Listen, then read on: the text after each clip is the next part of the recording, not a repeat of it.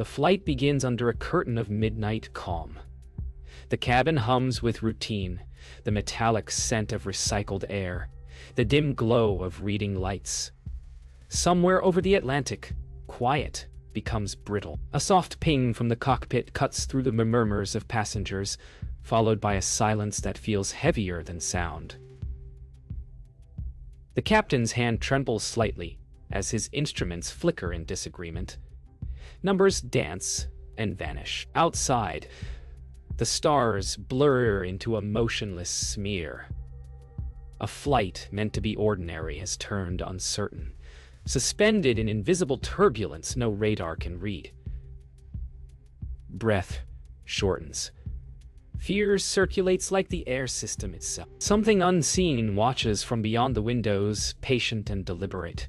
And when the first scream breaks the quiet, the cabin lights die completely. What happens when control itself disappears at 37,000 feet? Darkness holds. The only sound is the engine's distant drone, muffled like underwater thunder. The passengers whisper, afraid to speak too loud. In the cockpit, the air grows warmer as backup power fails. The captain lifts a flashlight. Its beam trembles, slicing through thin vapor, drifting across the glass. No turbulence, no motion, yet the altimeter shows descent. They are falling, but no one feels it. Outside, a shape flickers beneath the clouds, keeping pace. Fear turns into calculation. If they've lost control, who or what has taken over? In the cabin, murmurs rise into panic. Sophia forces herself to stay calm, reciting procedures she no longer believes will help. The intercom crackles with overlapping voices.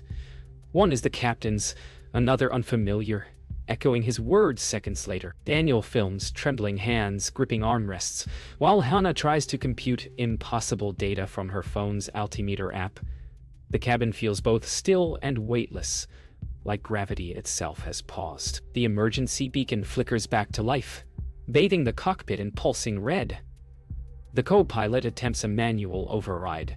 The plane doesn't respond. Then, impossibly, the yoke moves on its own, smoothly, deliberately, correcting course without input. Elias freezes, his hand inches from the lever. It's as if something unseen knows exactly how to fly this aircraft. A deep vibration travels through the hull, rhythmic, almost breathing. The captain whispers, not to Mira, but to whatever listens. A sudden drop throws everyone upward against their seatbelts. Screams cut through the roar. The external anomaly reappears, closer now, pressing against the window like a living pulse of light. Electronics reboot one by one. Screams filling with unreadable data. ... The captain's voice returns over the intercom, calm yet hollow. Everyone remains seated, but the co-pilot hears something else layered beneath, her own voice echoing back from the speakers. She turns slowly toward him, realizing it's repeating what she hasn't said yet. The dive halts without warning, as though the air itself caught the falling jet. Gravity returns in a single violent jolt.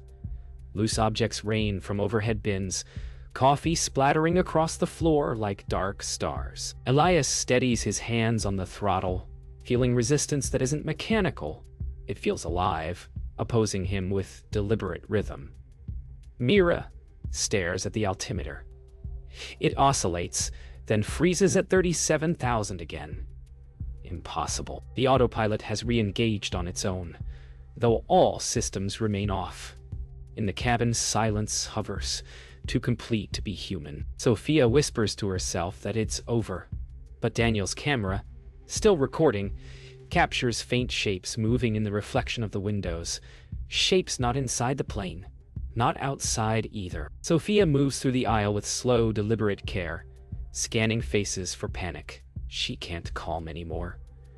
Her voice is calm, but her eyes flick toward the windows every few seconds.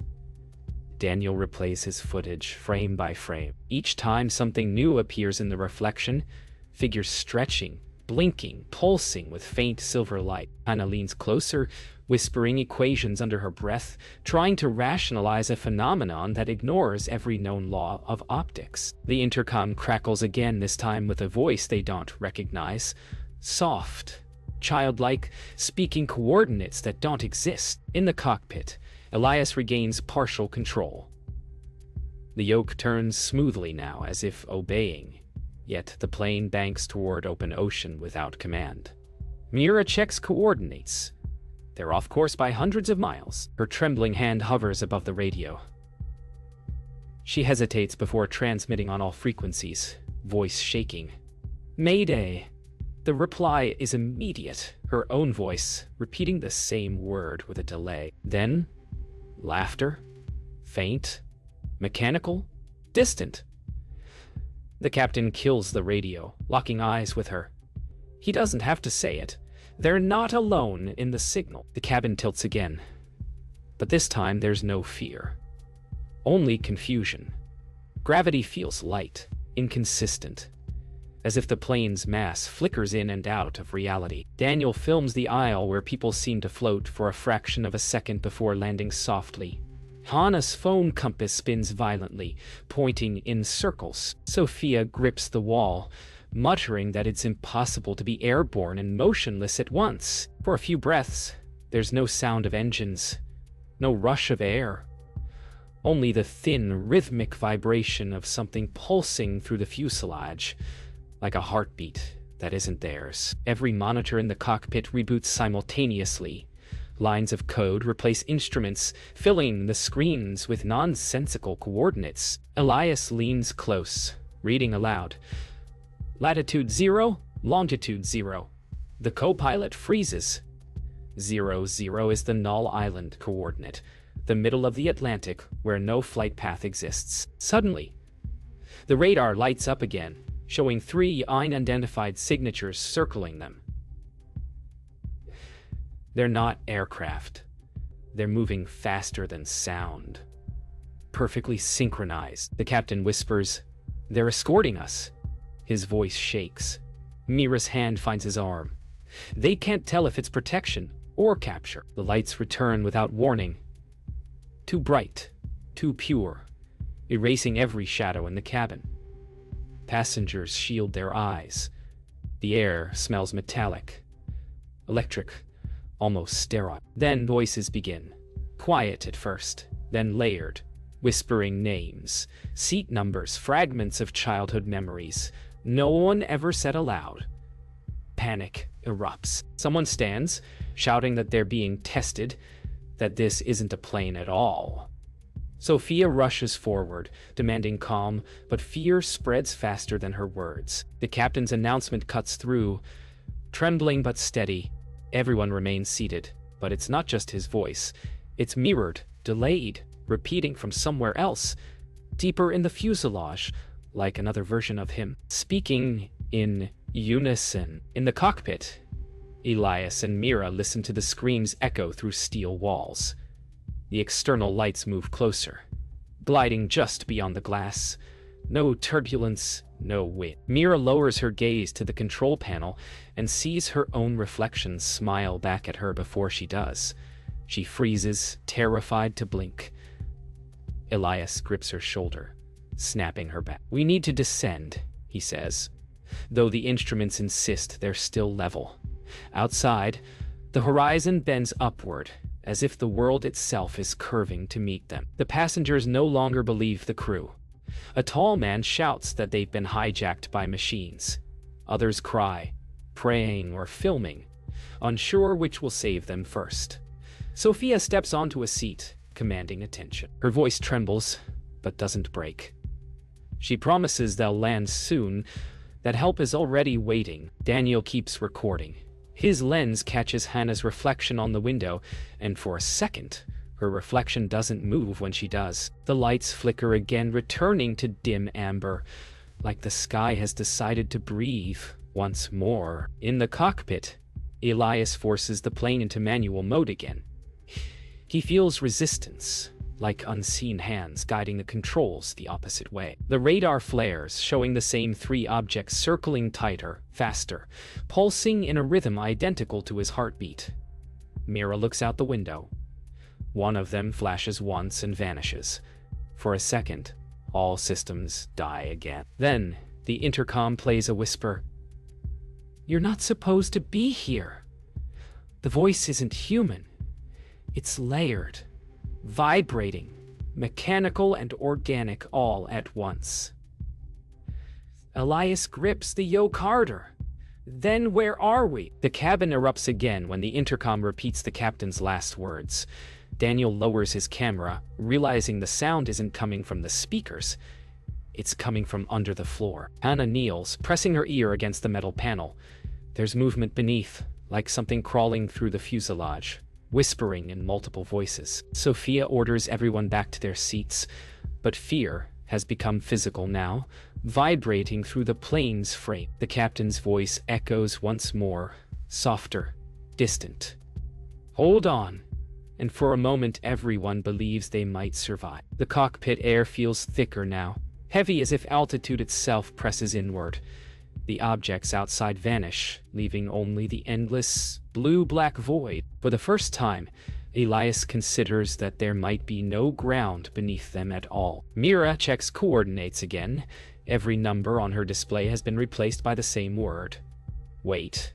The captain exhales, flips the mechanical breaker, and decides they must descend manually, whatever the cost. He doesn't say it aloud, but his expression tells her, this isn't flight anymore.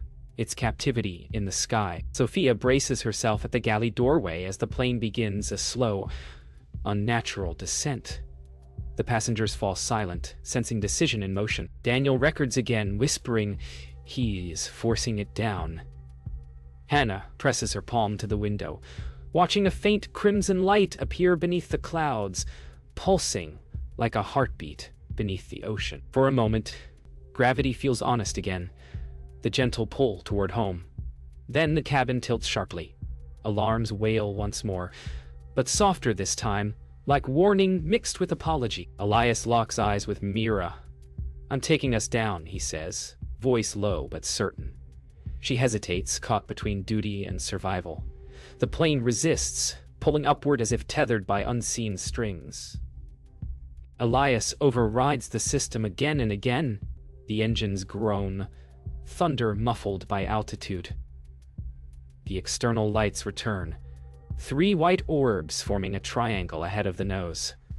They hold position, waiting. He realizes they're not blocking descent. They're guiding it. The descent steadies. Passengers feel weight press them into their seats again. Sophia announces calmly that they're regaining control. Relief ripples, brief, fragile. Then Daniel notices something new on his footage. The same triangular formation mirrored inside the cabin lights above their heads. Hannah gasps. It's not reflection. The pattern is pulsing in sync with the objects outside. The plane's interior and exterior are somehow connected. One heartbeat shared between sky and machine. Altitude, 12,000 feet. The sky darkens again, but the sea remains invisible. Elias disengages the last system link, hands trembling. Mira whispers that if they descend further, they'll vanish from radar entirely. He nods once. Better gone than taken. The cockpit vibrates. The lights outside align directly in front of the nose, forming a corridor of luminous air. The captain exhales, pushes forward, and the jet dives into the glow. Every surface inside floods with white, until nothing exists but breath, light, and silence. Light fades. The glow outside collapses into pitch black, as though they've crossed into air unlit by the sun or stars. The cockpit instruments return, but none match reality. Altitude, 0. Airspeed, infinite. Coordinates, unreadable. The captain steadies his breathing, whispering that they're through it, though he doesn't know what it was. Mira peers out the window. There's no horizon, only a faint shimmering curve far below. The radar flickers and then reveals something that shouldn't be there, an island where no island should be. The plane banks left without command, turning sharply. The turn continues far longer than physics should allow. Passengers cling to seats as gravity tilts sideways, stretching seconds into eternity. Sophia calls through the intercom, voice cracking despite her composure. Daniel records the wing. Its metal surface seems to ripple like water, flexing but never breaking. Hannah checks the external feed on a seat monitor. It loops the same frame over and over. The clouds frozen, the world turning without moving. Fear becomes quiet awe. The impossible has replaced the logical. In the cockpit, Elias fights the yoke again. But this time it moves easily, almost guiding him. "It's flying itself," Mira mutters. Ahead, the clouds open to reveal a vast circular storm glowing from within. The island is gone. Now there's only a massive spiral of light rotating in silence. The captain realizes the turn isn't a mistake, it's alignment. Whatever is controlling them wants the plane centered in that vortex. His heart pounds against the seat harness. He whispers, "We're not supposed to see this." Passengers scream as the cabin tilts nose down. Sophia commands everyone to brace. Daniel clutches the armrest, forgetting to film. Anna stares at the monitors. They display not altitude or speed, but rows of names. Every passenger aboard, blinking one by one as if checked off a list. The captain's name flashes last. Then the plane levels out, weightless again. Elias calls to Mira, voice calm yet distant. "It's done. We've turned." She looks at him, realization dawning. I've circled the sky without ever changing position. The cockpit falls silent. Elias looks down at his hands. They're trembling, not from fear but from a strange warmth spreading through the controls. The console hums gently, alive. Mira notices the storm beneath them dissipating into a silver void. For the first time, stars reappear above. "We're climbing," she says, but her instruments disagree. The plane is rising and falling simultaneously. Time split in half. Elias leans back, exhaustion in his eyes. "If this is flight," he whispers, "then maybe we were never meant to land." For 12 minutes, nothing moves. The sky, the clouds, the passengers, frozen in an impossible stillness. Time itself seems to stop responding. Elias checks his watch. The second hand refuses to tick. Mira breathes shallowly, afraid even the sound of air might break whatever holds them. In the cabin, every whisper dies mid-sentence. Sophia stands between rows of passengers who appear suspended, mid-blink, mid-motion. Only the low hum remains, a sound that feels less mechanical than alive. Daniel's camera light flickers weakly, recording the unmoving air, the still faces. It's as if the plane is no longer flying but waiting. For what? No one knows. The cockpit instruments have stopped responding entirely. Even the faint vibrations of flight are gone. Elias touches the yoke. It's cold to the touch, like steel long abandoned. Mira whispers that they might not be in the air anymore. He looks out the windshield. The clouds below are motionless, a still ocean of vapor frozen mid-whirl.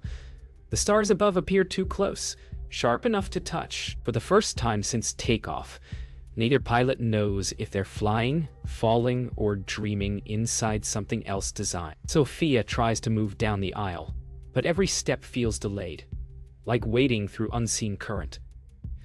The passengers' eyes follow her now, but their faces don't change expression. Daniel murmurs that his footage shows nothing.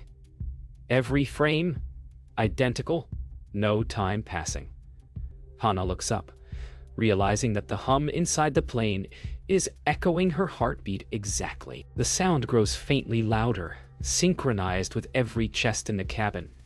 For one unbearable moment, everyone breathes together as one, and the plane feels alive in their rhythm. In the cockpit, the radio crackles, soft static like gentle rain.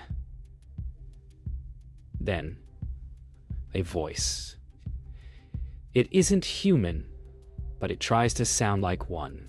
"Return acknowledged," it says, each word slightly out of sync, like layered echoes. Mira leans forward, whispering, "Return to what?" The silence answers with a single tone, high and clean, vibrating every rivet in the frame. Elias closes his eyes, his hand gripping the armrest until his knuckles pale. "We're not supposed to understand it," he says quietly. "We're just meant to survive it." Then, motion. Barely perceptible at first, like a whisper returning to sound. The plane drifts forward, gently as time resumes. Passengers blink, unaware anything happened. Watches tick again. Screens flicker back to light. The hum fades. Outside, the stars appear normal. Clouds move once more. And the radar blinks alive, showing the Atlantic below, calm and familiar. Elias and Mira exchange a silent, hollow look. The cockpit clock reads 12 minutes ahead, though neither remembers them passing. Whatever held them has let go. But it left something behind. The aircraft lands under a gray dawn that looks older than morning. Ground crew waves as if greeting ghosts. The passengers disembark in silence. No applause, no chatter. Only hollow eyes searching for proof they ever left the Earth. Elias and Mira remain in the cockpit long after everyone's gone, hands still resting on controls that now feel unfamiliar. The air smells of ozone and fear. The clock reads 5:26 a.m., exactly 12 minutes later than scheduled. Outside, the fuselage hums faintly even with engines off, as though remembering the flight itself. Inside the terminal, investigators surround the jet like surgeons around a patient that won't explain its scars.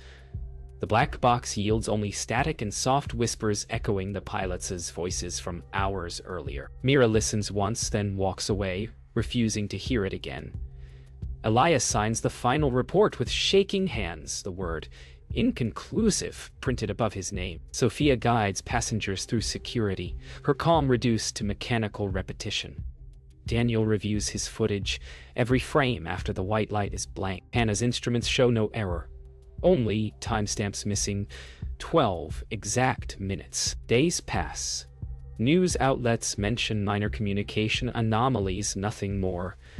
Yet those aboard can't forget the stillness, the hum, the voice that knew their thoughts. Daniel releases fragments of his blank footage online, white noise and shadows, earning millions of confused views.